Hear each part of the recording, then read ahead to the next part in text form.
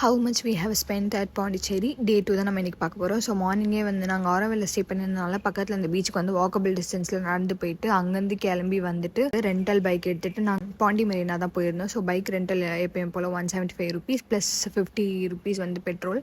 So அங்கேருந்து கிளம்பி போயிட்டு போட்டிங் வந்து per person 350 rupees வந்து இருந்துச்சு. ஸோ 1 hour 4 places வந்து சுற்றி காட்டியிருந்தாங்க.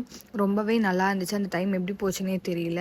அண்ட் தென் பார்த்திங்கன்னா அங்கே ஃபுல்லாக நாங்கள் சுற்றி முடிச்சுட்டு சாப்பிட்றதுக்கு வந்து ஈடன் பீச் போகலாம் அப்படின்னு சொல்லியிருந்தாங்க. ஸோ அங்கேருந்து கிளம்பி நாங்கள் ஈடன் பீச் போயிட்டு அங்கே கொஞ்சம் நேரம் சுற்றி பார்த்துட்டு பெருசாக யாருக்குமே பசி இல்லை அப்படின்றதுனால நான் ஒரு 2 ஃபிஷ்ஷு ப்ரான் ஸ்குவிட் தான் ஆர்டர் பண்ணியிருந்தோம். அந்த கடையில் பார்த்திங்கன்னா அரௌண்ட் ஒரு 900 rupees ஆச்சு.